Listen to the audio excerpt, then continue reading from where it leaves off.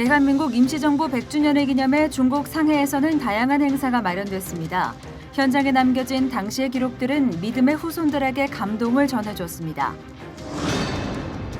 한국, 캐나다 등이 쓰레기 처리 비용을 줄이기 위해 필리핀에 불법 반입한 사실이 밝혀져 사회적 문제가 되고 있습니다. 필리핀은 강력 대응을 예고했습니다. 수감자 자녀로 사는 청소년의 수가 5만여 명에 달합니다. 아동복지실천회의 세움은 수감자 자녀가 사회적 시선으로부터 자유로울 수 있도록 수감자 자녀가 당당하게 사는 세상을 만들기 위해 노력하고 있습니다. 여러분 안녕하십니까? 시채널 매거진 굿데이 첫 소식입니다. 네, 100년 전 지금의 대한민국을 가능케 했던 임시정부가 들어서고 운영되는데 가장 중요한 역할을 했던 주체가 교회였다는 사실이 주목받고 있습니다. 상해 현장에서 발견한 기독교인들의 기록과 복음적 애국 정신, 김효정 기자가 중국 현지에서 취재했습니다. 1919년 4월 11일, 이곳 상하이에 대한민국 임시정부가 세워졌습니다. 대한민국 국호도 이때 탄생됐습니다. 민족의 독립을 열망했던 독립유공자들의 헌신, 그리고 그 근간이 됐던 기독교 정신을 발견할 수 있습니다. 1919년 4월 10일 시작돼 임시정부 탄생 직전까지 12시간 동안 이어진 임시의정원 회의. 국가의 형태와 기본권 등을 담은 대한민국 임시헌장 10개조가 제정됩니다. 임시헌장 제7조에는 대한민국 인민은 신의 의사에 의해 건국한 정신을 세계에 발휘하며 라고 명시돼 있습니다. 건국의 근간이 기독교 정신임이 표현된 겁니다. 이는 임시정부 핵심적 인물들 대다수가 성도였다는 것과 무관하지 않습니다. 처음 열린 임시의정원 1회의의 참석 인원은 모두 29명. 이 중 기독교인은 손정도, 현순, 김철, 선우혁, 한진교, 남형우, 조동호, 여운영 등 11명에 달합니다. 이날 선출된 7명의 국무원 각원들도 국무총리 이승만, 내무총장 안창호, 외무총장 김규식, 군무총장 이동휘 등 4명이 기독교인들이었습니다. 임시정부 주 요원들이자 상하이 교민들의 신앙생활은 상해 한인교회를 통해서 이뤄졌습니다. 1914년 11월 중국 상하이 서화덕로 미국 항해청년회관에서 드린 예배를 시작으로 중국 YMCA 사무실, 중국인 예배당, 교민단 사무실과 3일당에 이르기까지 수없이 처소를 옮겨야 했지만 박해 속에서도 한인들의 예배는 중단되지 않았습니다. 처음에는 목회자가 없어서 평신도들이 돌아가면서 설교를 했고요. 그러다가 1919년 3.1운동 이후에 민족지사들, 특히 목사님들이 여러 명이 상해로 오시면서 1년에 한 번씩 교인들이 선출을 해서 설교를 한 분에게 부탁을 하고, 그리고 실질적으로 임시정부 수립하는 모든 요원들이 상해 한인교회에 예배드리고 거기서 회합을 가지면서 초기 정식 교회 건물이나 예배 장소가 부족했던 한인 교민들을 적극적으로 도와준 것은 미국 선교사들이었습니다. 미국인 라구드 선교사, 조지필드 피치 목사 등이 예배 장소를 마련해주고 독립운동가들의 후견인 역할을 자처했습니다. 임시정부 주요 요인이었던 정인과 현순, 장봉 등 수많은 이들이 상해 한인교회에 출석했습니다. 여운형, 선우혁, 장덕수는 사역자 역할인 전도인을 담당했는데 이들을 중심으로 1918년 결성된 신한청년당은 파리 강화회의에 밀사를 보내 3.1운동의 도화선이었던 28선언을 촉발했습니다. 수많은 목회자와 학자들은 기독교의 본질적 신앙, 즉 말씀 속에 독립사상이 담겨 있고 그 사상은 임시정부의 탄생으로 열매를 맺었다고 말합니다. 그때 당시 독립운동을 하셨던 분들, 임시정부를 하셨던 분들은 이미를 사신 분들이었어요. 아직은 그 독립된 대한민국은 아니었지만 이미 그런 독립된 대한민국을 미리 당겨서 이미를 사신 것이죠. 예수님의 재림을 통해서 완성될 그 나라 속에서 우리가 어떤 삶을 살아갈까? 그 삶을 미리 여기서 사는 하나님 나라의 백성으로 살아가는 이런 부분들 속에서 지금 다시 조명돼야 될 게 임정 당시에 그분들의 삶, 그분들의 어떤 정신이라고 저는 생각이 들어요.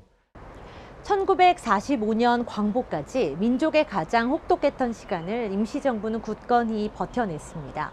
이를 위한 수많은 기독인들의 눈물의 기도, 그리고 이 모든 것을 가능하게 했던 하나님의 인도하심의 흔적들이 여전히 중국 땅 이곳에 남아 있습니다. 중국 자싱 현지에서 C채널 뉴스 김효정입니다. 네, 1910년 일제의해 국권을 빼앗긴 이후 우리 민족은 말할 수 없는 어려움을 겪어야만 했습니다. 한국 독립운동을 도운 많은 외국인들이 있지만 2대에 걸쳐 계속 한국의 독립지사들을 도운 피치 목사 부자가 있는데요. 네, 아들 조지 애쉬모어 피치 목사도 아버지의 대를 이어 대한민국의 독립운동을 적극 도왔습니다. 특히 김구 선생을 숨겨주면서 임시정부의 해체로 이어질 수 있었던 절체절명의 위기를 해결했습니다. 계속해서 김효정 기자입니다. 중국 상하이시 뒤룬루. 빨간색 십자가가 달린 전형적인 중국식 건축 양식으로 세워진 교회가 있습니다. 아버지에 이어 아들까지 2대에 걸쳐 일제강점기 독립운동을 헌신적으로 도운 미국 피치 목사 부자를 기념하기 위해 세워진 홍더탕 교회. 1870년대 중국 선교사로 파송된 아버지 조지필드 목사. 1910년 한국이 일본에게 주권을 빼앗긴 이후 상하이로 망명한 이들이 늘면서 한인들의 비참한 현실에 관심을 갖게 됩니다. 구제사역에 앞장서면서 한인 예배에서 말씀을 전했고 예배 장소가 없어 어려움을 겪을 때도 적극적인 조력을 아끼지 않았습니다. 상하이 한인교회의 첫 세례식 수세자 김철과 최마리아도 피치 목사에게 세례를 받았습니다. 1818년 9월에는 전도사였던 여운형과 함께 상하이 교회의 대표로 평안북도 선천에서 열린 장로교 총회에 참석해 한인교회의 정황을 보고하고 선교사 파송을 청원하기도 했습니다. 예배당을 여러 곳 옮겼습니다. 처음에는 이제 미 해군 YMCA에서 시작해가지고 여러 곳 옮기다가 이제 마지막에 3일당이라는 예배당을 마련했는데 그 과정에서 그 피치 선교사 아버지 피치의 도움이 컸습니다. 아들과 함께 한국에 온 일이 있습니다. 그런 그 도움도 우리가 좀 이렇게 기억해야 될 것입니다. 상해 임시정부가 꾸려지면서 피치 목사는 구호품과 의연금 등을 모아 독립운동가들을 적극적으로 도와줍니다. 독립지사들의 양성소이자 임시정부가 설립한 한인학교, 인성학교 기금 모집을 위한 고문으로도 활동했습니다. 미국과 유럽으로 가는 루트는 거의 단절되고 상하이가 중요한 거점으로 부상하면서 한국에 있는 언더우드, 사무엘 마페 선교사가 써준 소개장을 받아 수많은 독립운동가들이 미국행 승선권을 살 수 있도록 도와주기도 했습니다. 상하이 일본 총영사관이 미국 총영사관에 피치 목사의 한인 지원 활동을 항의하면서 압박을 가할 정도. 1923년 2월 상해에서 병으로 세상을 떠나기 전까지 그의 한인 지원 활동은 끊임없이 이어집니다. 임시정부의 기관지인 독립신문에 실린 부고. 우리 한인에 대한 다대한 동정심을 가지고 우리 독립운동에 대해 비밀리에 또는 공공연하게 막대한 원조를 여하던 미국인 피치 목사는 신병으로 인하여 지난 17일 상하이 자택에서 별세하였는데 당년이 78세이더라. 당시 한국인들이 피치 선교사를 얼마나 사랑했는지 엿볼 수 있습니다. 피치 목사님 통해서 한인 구제라든가 또 여러 가지 도움들을 의료라든가 옷이라든가 생활 환경을 도와주셨던 유명한 선교사님 피치 목사님 통해서 그런 독립운동의 주도적인 역할을 교계에서 감당했기 때문에 자연스럽게 많은 사람들이 따르게 됐지 않았을까. 아버지 피치 목사의 지극한 한국 사랑은 이후 아들 피치 목사에게도 이어져 독립운동과 교민사회에 영원히 기록될 족적을 남깁니다.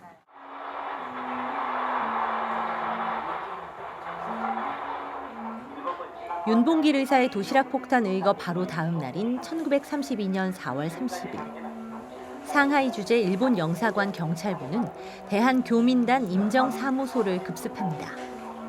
독립운동가들을 체포하는 데는 낮과 밤이 따로 없었고 사건을 주도한 김구 선생에게는 당시 돈 20만 위안, 지금 가치로 58억 원의 현상금이 걸렸습니다. 거금의 현상금과 조여오는 일제의 감시 속 누구도 믿을 수 없는 상황이 전개되고 김구 선생의 상하이 탈출은 개인의 목숨을 넘어 임시정부의 미래가 걸린 민족 사활의 문제로 떠오르게 됩니다.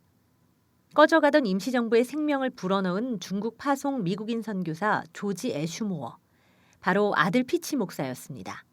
조지 애슈모어 피치 목사는 망설임 없이 김구 선생을 20여일 동안 자신의 집에 숨겼습니다. 네, 김구 선생을 자신의 집 요리사라고 말하며 적극적으로 숨겨주던 조시 애슈모어 목사는 상황이 악화되자 피신 계획을 세웁니다. 김구 선생을 위장시켜 차에 태운 뒤 자신이 직접 운전해서 상하이에서 이곳 자신까지 피신시키는 데 성공합니다. 중국 저장성 자신시 메이완 76호. 이곳으로 무사히 몸을 피한 김구 선생은 낮에는 호수 위에서 생활하고 밤이 돼서야 땅에 올라 쪽잠을 자며 불안한 시간을 보냅니다. 네, 이곳은 김구 선생님이 실제로 사용하던 침실 공간입니다. 김구 선생이 직접 사용하던 이 침대의 모습도 그대로 놓여져 있는데요. 지금은 이곳에 잠시 옮겨졌지만 100년 전 당시의 위치는 바로 이곳이었습니다.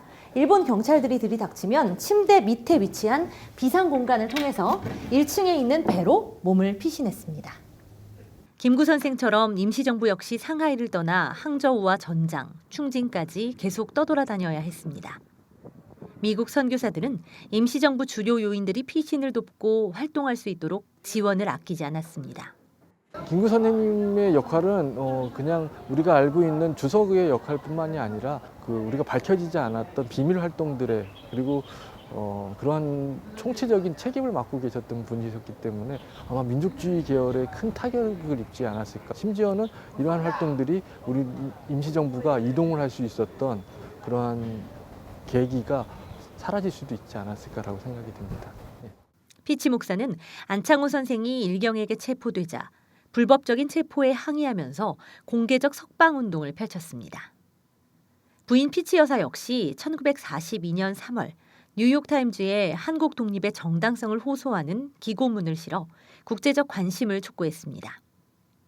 또 중국에서 2대에 걸쳐 선교를 하며 관계를 맺은 국민당 고위 인사들과의 친분을 활용해 장제스의 부인 송메이링에게 편지를 보내 임시정부를 공식적으로 승인해달라고 요청하기도 했습니다.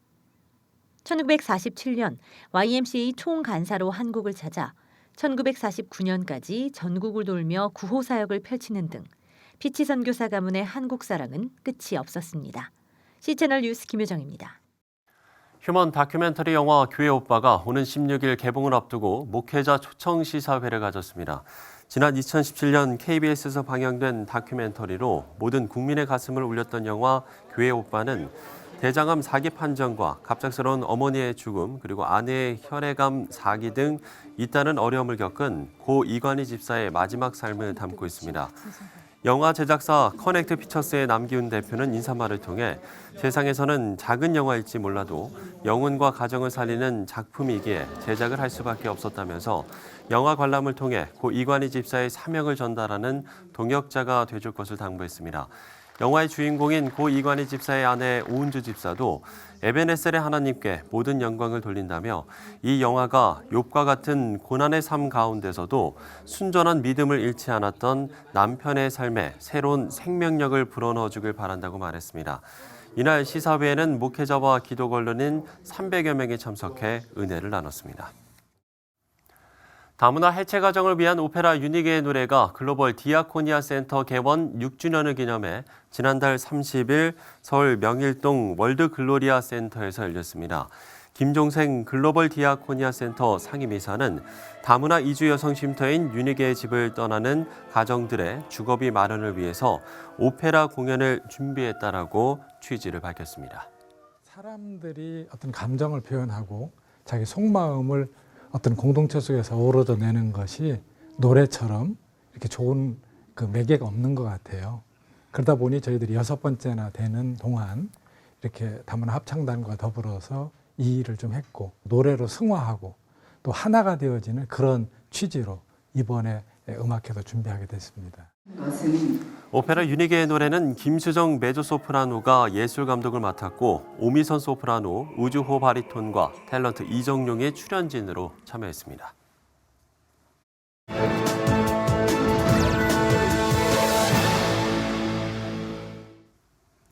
지난주 필리핀 마닐라의 캐나다 대사관 앞에서 필리핀 환경단체들의 시위가 있었는데요. 바로 캐나다에서 수입된 쓰레기 때문이었습니다. 네, 이런 일이 캐나다뿐 아니라 우리나라에서도 수출된 쓰레기도 문제가 됐는데요. 6,300톤이 불법으로 반입됐고 대부분 생활 쓰레기였다는 겁니다. 자세한 소식 필리핀의 오일준 선교사 전화 연결해서 이야기를 나눠보도록 하겠습니다. 선교사님, 우리나라가 필리핀으로 불법 쓰레기 수출을 한 게 이번이 처음이 아니었다고요? 이번에 제주도 생활 쓰레기를 포함해서 6,300톤이나 되는 어마어마한 쓰레기가 필리핀으로 수출되었다가 환경단체들의 거센 반발로 불법 쓰레기 규탄 집회가 열리게 되었습니다. 사실 이번 우리나라 쓰레기가 불법적으로 필리핀에 들어간 것이 처음이 아닌데요. 작년 7월 필리핀 남부 민다나오 항 야적장으로 보낸 화물 컨테이너 수십 대에서 플라스틱 쓰레기 5,100톤이 발견되고 국제환경단체들이 강력히 규탄했고 지난해 2월에도 알갱이 형태의 목재 조각 및 합성 수지로 허위 신고된 한국발 불법 폐기물 5,000여 톤이 세무 항만에 도착했다가 반송된 일도 있었습니다. 결국 한국에서는 쓰레기를 처리하는 비용이 크기 때문에 적은 비용으로 손쉽게 쓰레기를 처리할 수 있는 방법으로 개발도상국 국가 등의 쓰레기 처리 비용이라는 목적으로 돈을 주고 쓰레기를 보내게 된 것입니다. 네, 참 부끄러운 일인데요. 이 필리핀에서는 대통령까지 나서서 강력하게 대응하고 있다고요? 네, 아무래도 후진국일수록 선진국으로부터 지원받는 금전적 유혹을 쉽게 뿌리치기는 어려워 보입니다. 필리핀은 빈부의 격차가 심하고 한 번 서민은 영원한 서민으로 살아가는 것을 마땅하게 받아들이는 상황 속에서 지금도 쓰레기 더미에서 돈이 될 만한 물건들을 고르는 일을 하는 사람들이 많은 상황입니다. 나라로 보았을 때는 불법 쓰레기가 필리핀에 들어오는 것이 당연히 싫겠지만 태어날 때부터 가난을 짊어지고 살아가는 빈민층에게는 쓰레기 더미가 좋은 직업이 될 수도 있는 현실입니다. 두테르테 대통령은 얼마 전 세계적인 바다로 손꼽히는 보라카이 해변이 쓰레기와 오염으로 시궁창 냄새가 난다고 말하면서 보라카이의 쓰레기와 오염을 해결하고자 6개월 동안 폐쇄 조치를 취하면서까지 필리핀의 아름다운 바다가 원상태로 되돌리려는 노력을 했습니다. 현 두테르테 대통령은 막강한 리더십을 바탕으로 마약과의 전쟁, 범죄와의 전쟁, 그리고 쓰레기와 오염과의 전쟁을 선포하며 필리핀 전국이 깨끗하고 아름다운 자연을 유지하는 데 노력을 하고 있습니다. 네, 사실 필리핀에는 한국인 선교사도 많이 있는 선교 대상 국가이기 때문에 한국의 이미지가 더욱 중요한 곳일 텐데 눈 가리고 아웅식이 아니라 건강한 사회적 정의가 회복돼야겠다는 생각이 듭니다. 어떻게 보시나요? 네, 결국 이기심인 것 같습니다. 나만 편안하면 된다는 이기심이 모두가 함께 행복해야 함을 망각하게 하는 것 같습니다. 우리 모두는 하나님의 자녀입니다. 국적이 다르고 사는 곳이 다르다고 해서 우리가 서로 무관한 사람이 아님을 기억했으면 좋겠습니다. 성경에 보면 하나님의 사람이 뽑힐 때 요구되는 조건이 성령과 믿음이 충만한 사람입니다. 거기에 빠지지 않는 중요한 것이 하나 더 있는데 바로 착한 사람입니다. 하나님을 믿는 우리 크리스찬들은 하나님과 사람들에게 칭찬받는 착한 사람이 되어야겠습니다. 크리스천들의 착한 행실은 복음을 전하는 일에 선한 영향력을 나타낼 것입니다. 네, 경제 성장만 추구하는 게 아니라 세계 시민으로서의 성숙한 의식이 좀 뒷받침돼야겠다는 생각이 들고요. 무엇보다 선교사님 말씀하신 대로 착한 행실이 이 복음을 전하는데 선한 영향력으로 나타날 수 있기를 바랍니다. 네, 필리핀 오일준 선교사와 이야기 나눠봤습니다. 필리핀 두테르테 대통령이 선출됐을 때 많은 사람들이 트럼프 대통령과 비교하기도 했습니다. 두 사람의 성향 때문인데 두 사람이 극명하게 다른 건 기독교를 대하는 태도라고 말합니다. 두테르테 대통령의 반기독교적인 태도에 필리핀 교회 지도자들이 목소리를 냈습니다. 필리핀에서 전해온 소식입니다. Brother Eddie Villanueva, founder of one of the largest Christian churches in the Philippines, together with other church leaders, have made an appeal to President Duterte to make a public apology to God. This, he says, is part of correcting the president in love. Mocking God, slandering God would invite the wrath of God, not only for himself, but even for the nation being the head of the country. Who is this stupid God? Aside from the scandalous "stupid God" remark by Duterte, Pastor Villanueva also expressed concern over ungodly policies approved by the Duterte administration. When the policy of the government is right, we are obligated to support. But when the policy or program is anti-God, like the railroading of SOGI bill, absolute divorce, and the deliberation right now of same-sex marriage, I absolutely believe no genuine Christian should support this. While offended Christians are praying for Duterte, an initiative by the president seems to be turning this dark situation into something positive. For the first time, a team formed by President Duterte had a dialogue with the leaders of the evangelical churches. The leaders are happy because they see this as a reconciliatory effort on the part of the president. What seemed to be intended for evil is now turning out to be for good. To be in Christ is not about religion or doctrine, it's about relationships, about the restoration of relationships. We cannot separate the state from God, and the president needs to interact with the religious leaders in order that we can chart the better future for this nation. Lucille Talusan, CBN News, Manila.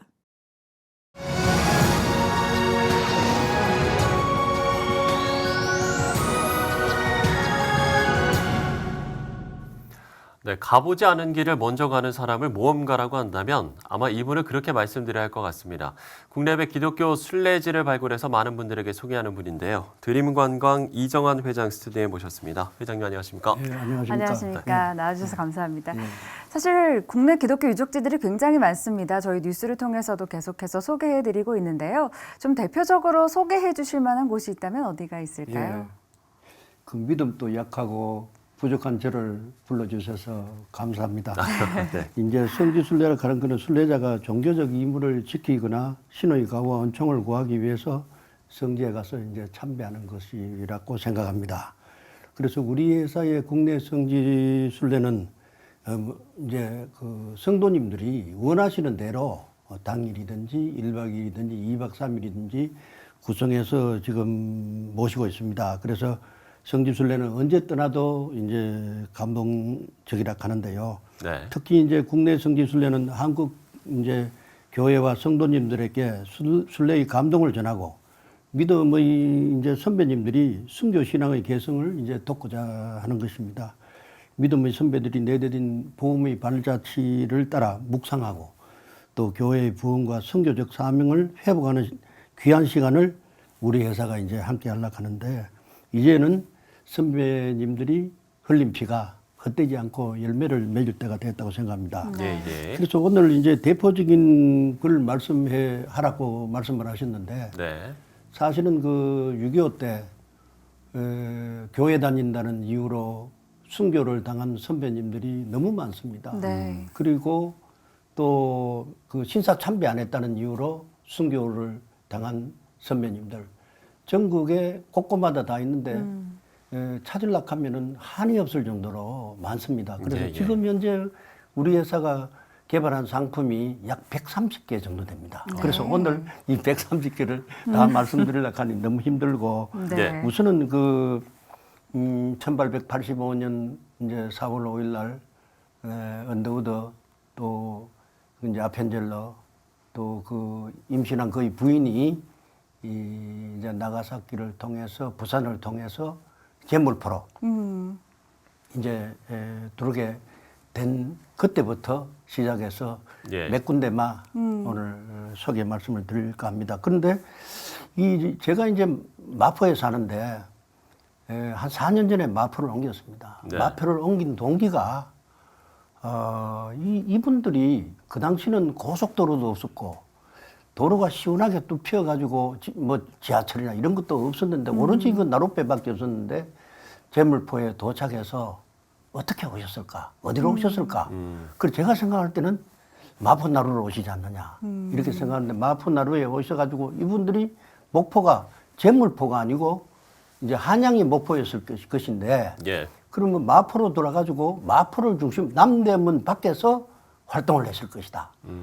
그리고 세문안교회라든지 와유자대학교라든지 뭐 그 세브란스 병무회라든지 이 전부 마포 인근에 다 있기 때문에 여기에 대해서 아직까지 열심히 지금 공부하고 있고 네. 특히 저 외국인들을 모신 양화진이라든지 네. 이것이 지금 현재 마포에 있지 않습니까? 그렇죠. 그래서 이제 이 서울에서는 세문안교회, 정동제일교회, 남대문교회, 뭐 서울에서 최초로 그 남대문교회가 설립 예배를 드렸다고 생각하는데 저도 남대문교회 새벽기도도 여러 번 갔고 직접 그 목회도 하시는 목사님 말씀도 듣고 이랬는데 좌우지간 어떻게 어떤 경로를 통해서 들어왔는지 이 교황청은 그 마포를 이미 성지로 지정해서 전 세계적으로 알리고 있습니다만은 기독교적으로 이거를 좀 더 공부를 해야 안 되겠나 이런 생각되고 네. 특히 이제 168개의 섬을 가지고 있는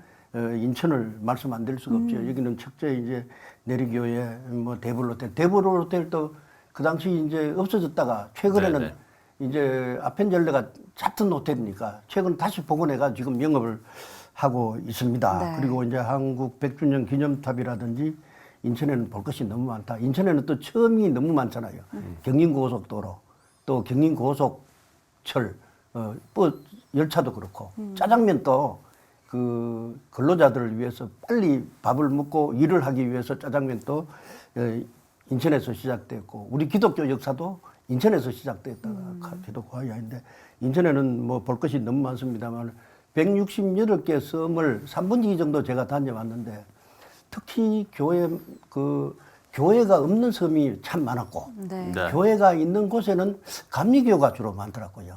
예, 그래서 세우도 같은 데는 그 기독교인을 만나서 주일날 어떻게 하십니까? 하니까 인천에 교회 나와서 예배한다 하는 말씀을 들었고 특히 말씀을 빼놓을 수가 없는 게 백령도 중화동 교회. 네. 예, 중화동 교회는 84년도 이제 소래교회에 이어가지고 우리 남한에서는 소래교회는 북한에서 만들어진 교회 아닙니까? 남한에서 1897년도 최초의 교회다. 여기는 뭐 빼놓을 수가 없다. 그리고 중화동 교회가 있는 그 마을이 복음률이 95% 정도가 됩니다. 네. 깜짝 놀랐습니다. 그래서 마침 그 당시 인천시장님이 교회 저와 같이 집사여서 중화동 교회를 아주 막 비가 세고 이런데 이거는 참 유적지로 남겨둬야 된다. 그리고 목사님이나 은퇴한 목사님이나 그 또 전도사님이 거기서 찾아오는 모든 분들을 좀 제대로 안내해 줬으면 좋겠다 하고 네. 청원도 들은 적이 있습니다만은 네. 계속해서 이제 강화도는 이제 강화 최초의 교회죠. 존스 목사가 선상 세례로 유명하죠. 그래서 강화도 기독교 시초국 교상교회.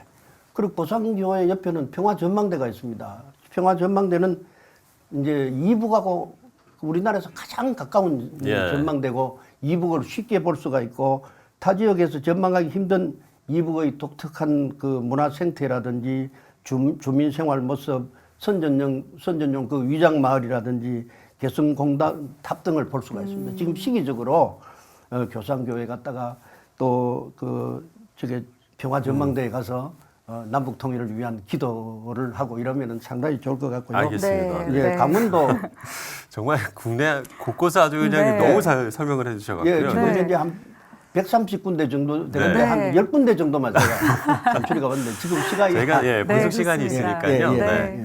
일단은 뭐 국내에 워낙 지금 자세하게 설명을 잘 해주신 것 같습니다. 그 최근에 단동과 심양을 다녀오셨다고 들었거든요. 그렇습니다. 여기에 대해서 좀 이곳에는 또 어떤 신앙 이야기가 있을까요? 네. 예, 이제 사실 이 여객선이 단동해리가 이제 16,000톤급이고 800명이 승선을 하는데 이 배가 이제 새롭게 새 배가 지어졌습니다.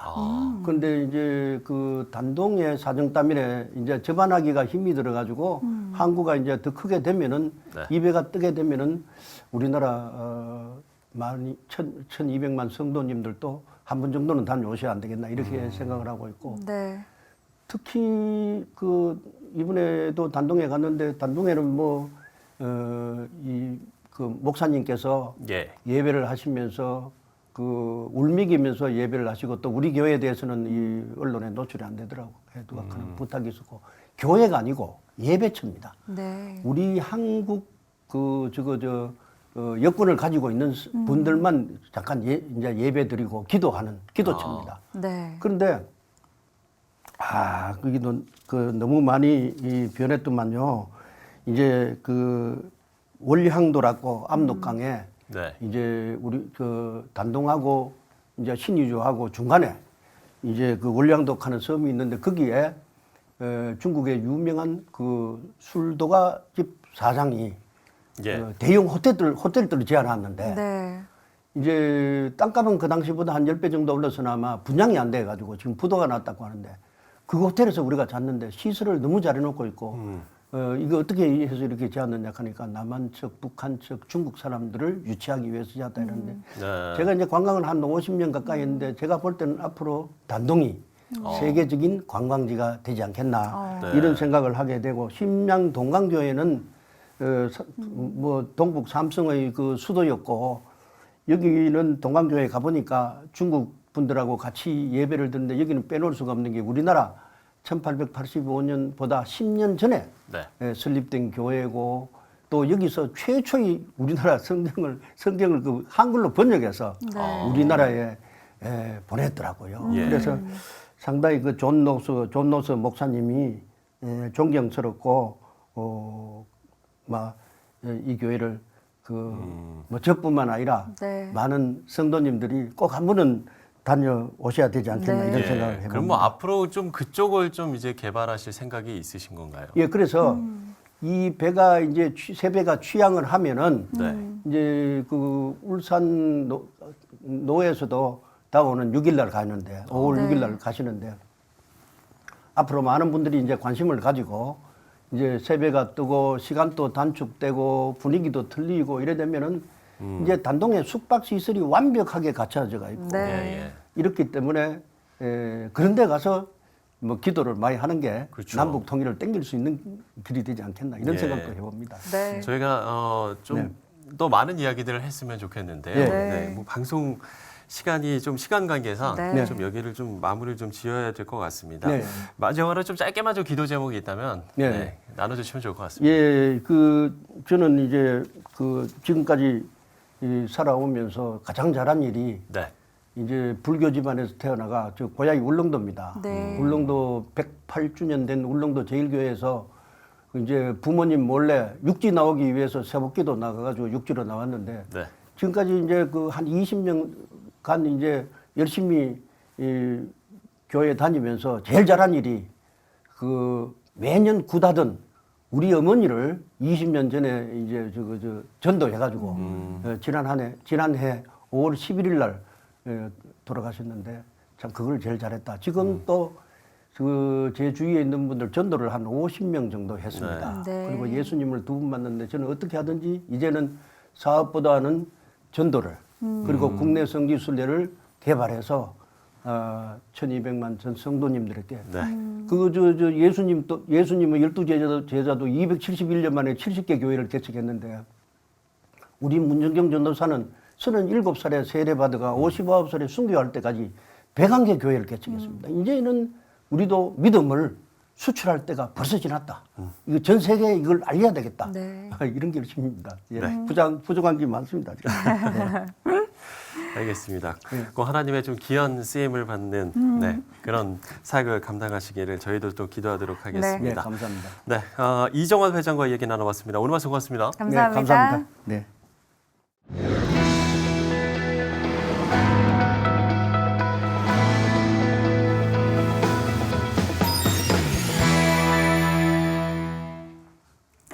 원치 않게 수감자 자녀로 살아가는 아이들 수가 5만여 명으로 추산된다고 합니다.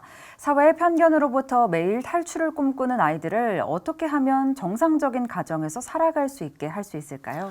다음 세대 한국교회의 희망. 오늘은 사랑의 사각지대에 놓인 아이들, 수감자 자녀를 돕는 아동복지실천의 세움 이경림 대표와 이야기를 나눠보도록 하겠습니다. 대표님 안녕하십니까? 안녕하십니까? 네, 안녕하세요. 네, 반갑습니다.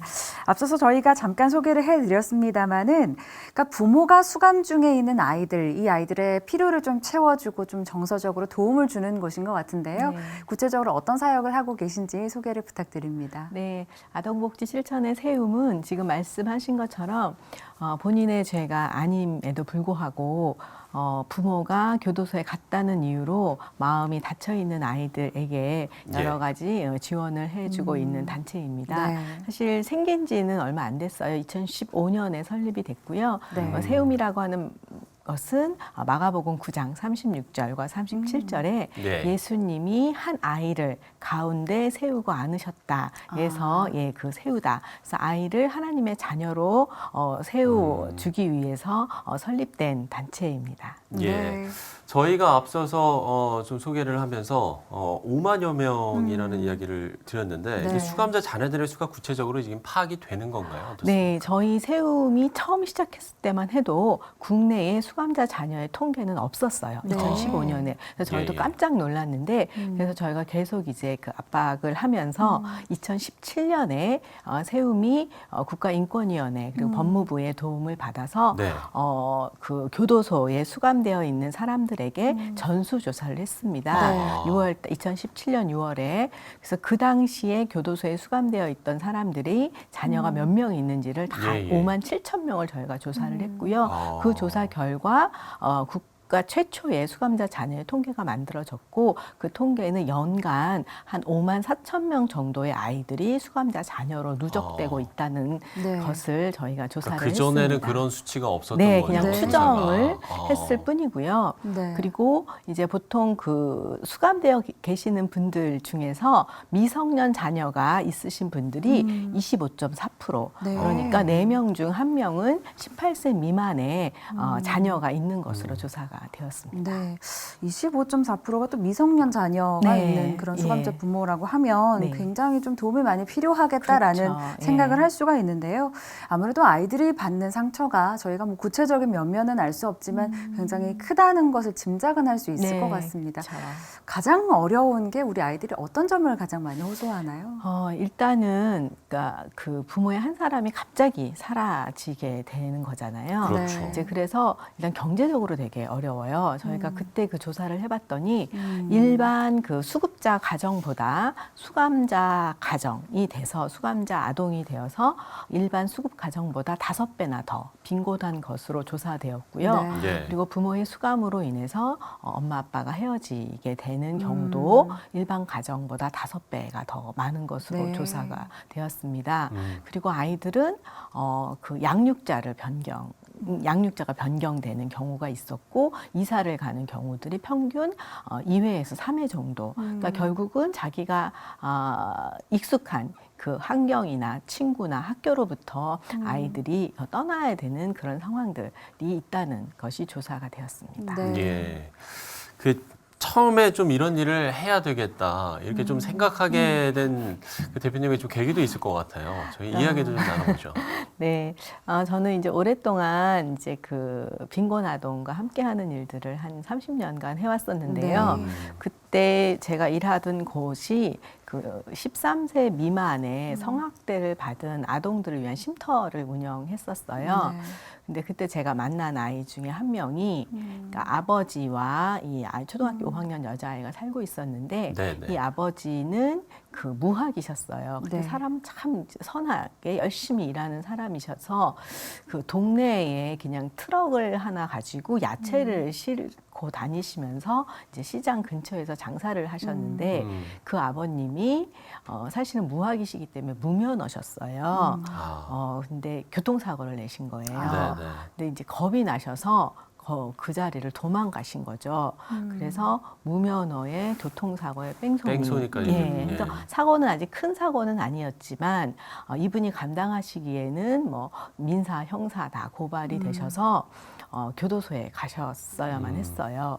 근데 이분이 사회적인 어떤 자원이라고 하는 것이 너무 약했기 때문에 이웃집 그 아저씨한테 내가 잠깐 몇 개월 교도소 갔다 올 테니 내 딸을 좀 봐주세요라고 딸을 부탁했는데 사실 그곳에서 그 아이가 성학대를 받고 당시 제가 일하던 쉼터로 오게 돼서 네. 제가 이제 그때 그 아이를 보게 되면서 부모의 범죄로 인해서 2차, 3차 피해를 받는 아이들이 있겠구나. 네. 그리고 다시 한번 살펴봤더니 엄마가 외국 가 있어요. 아빠가 지방 가 있어요. 아빠가 아파서 병원에 가 있어요. 하고 집에서 살 수 없는 아이들을 봤더니 대부분은 다 교도소에 가 계신 네. 분들이라는 걸 알고, 그리고 살펴봤더니 우리나라에 이 아이들만을 수감자 자녀만을 지원하는 전문 단체가 없더라고요.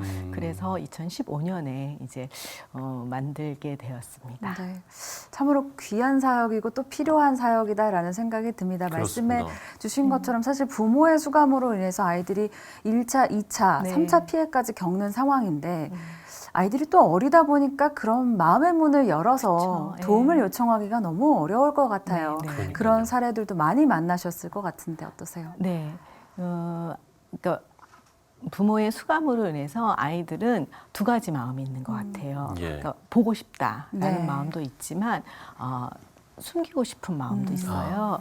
그래서 세움에서는 이 아이들을 만날 때 비밀 친구로 만납니다. 네. 예, 그래서 사실은 뭐 학교 선생님, 심지어는 저희가 되게 마음 아팠던 거는 교회에 다니는 우리 아이들이나 가족들도 교회에 그 얘기를 못해요. 못하는군요. 예, 기도 부탁을 못하고. 그래서 저희는 비밀 친구로 만나기 때문에 사실은 이 아이들이 마음을 열어주고 누구에게도 하지 못했던 이야기. 그래서 저희가 사실 가정 방문을 다 가는데 가정 방문 가면 그 2시간, 3시간 누구에게도 할 수 없었던 이야기, 억울한 이야기, 또 슬픈 이야기 이런 이야기를 해주면서 하는 얘기들이 제 얘기를 들어줘서 고맙다. 네. 이렇게 표현을 해줄 때 저희는 되게 또 감사하죠. 예. 네. 이제 부모를 만나러 가게 될 거 네, 아니에요. 네, 네. 그러면 그렇죠. 예. 이제 아이들과 함께 이제 면회를 가시는 건가요? 면회는 어떻게 이루어지나요? 저희 대부분은 어른들이 생각할 때 사실은 이 부모의 수감 사실을 숨기는 경우가 많아요. 네. 저희 조사를 보면 10명 중에 한 6명 정도는 부모의 수감 사실을 숨기고 4명 정도만 아는데 네, 네. 실은 교도소라는 곳이 이렇게 가까이 있지 않아요.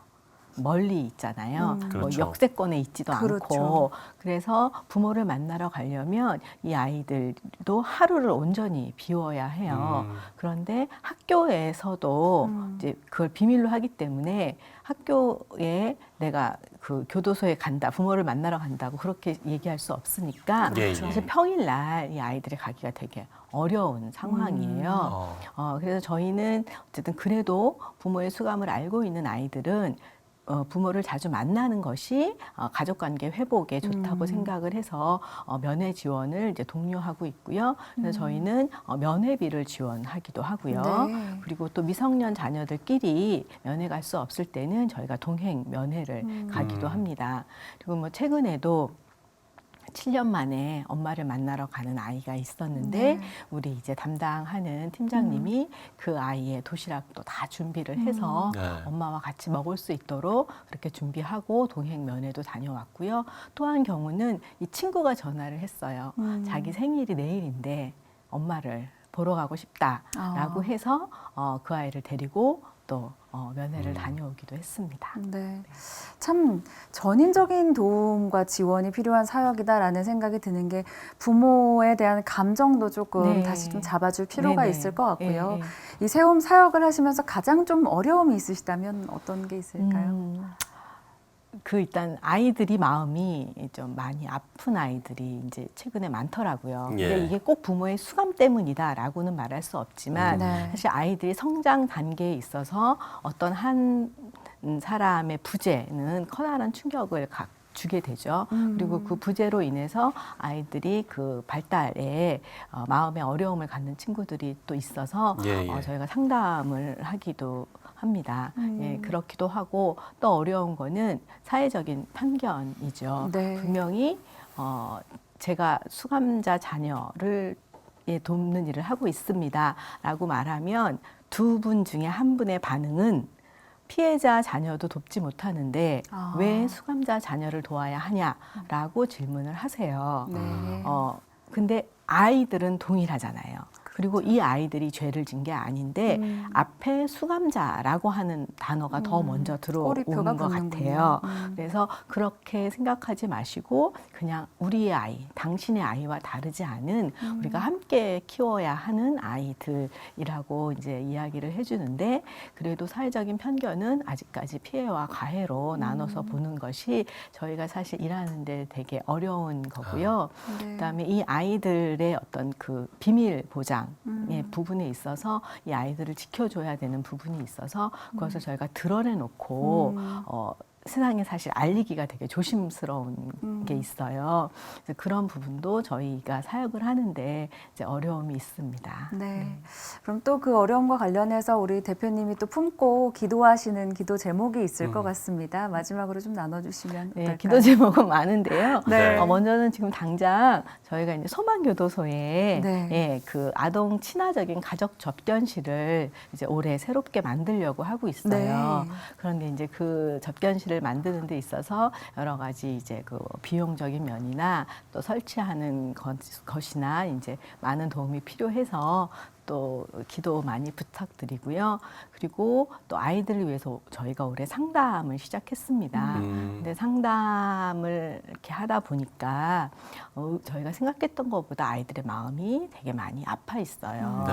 그래서 그건 시간도 오래 걸리는 것이기 때문에 특히는 또 교회가 또 기독교인들이 더 많이 우리 아이들을 위해서 기도해 주시고 이 아이들이 하나님의 자녀로 잘 성장할 수 있도록 그래서 정말 부모님들이 다시 나와서 좀 회복되고 네. 우리 사회에 잘 적응할 수 있도록 돼야 되지 않을까 이런 생각을 합니다. 네, 아마 이 방송을 보시는 많은 시청자분들도 기도를 하실 것 같고요. 네. 저희 역시 대표님의 기도 제목 잊지 않고 기도하도록 하겠습니다. 네, 세움의 이경림 대표와 이야기 나눠봤습니다. 오늘 말씀 고맙습니다. 네, 감사합니다. 감사합니다.